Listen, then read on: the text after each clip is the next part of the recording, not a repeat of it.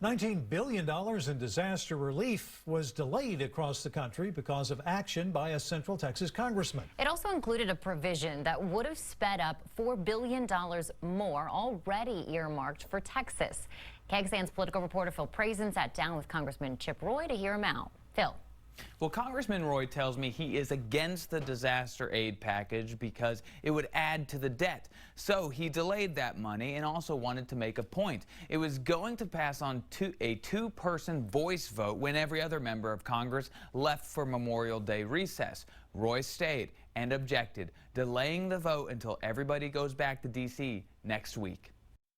Process and substance go hand in hand. It's $19 billion.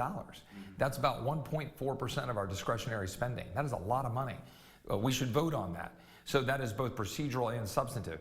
I'm also concerned that it's not paid for, but we can vote on it, and those who aren't concerned about that can vote for it. I won't vote for it because I think it should be paid for. There will be people who have been through these natural disasters and say, I don't care if it's a voice vote or a roll call vote. We want the money as fast as possible. What do you say to folks like that? I understand why people would think that, but remember that our job is to have a long view about what's important for the health and well-being of the United States.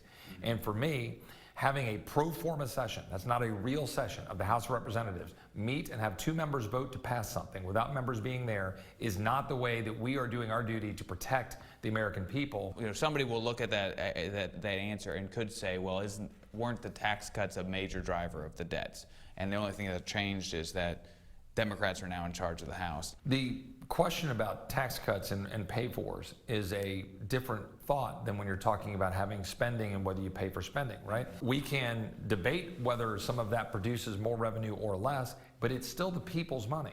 And that's what always gets lost in this, taking people's money to go spend for government. Okay, I believe leaving more money in the pockets of the American people creates wealth, creates jobs, creates opportunity, and ultimately does create more revenue to the Treasury because we have economic growth. Yeah. Congressman Roy won by around 10,000 votes last time. The National Democratic Party hopes to get him out, in part because of votes like these. A spokesman for the Democratic Congressional Campaign Committee told me that every day Congressman Roy spends in Washington, he turns more into a creature of the swamp, making it clear why this is a top-tier Democratic pickup. That's from the spokesman, but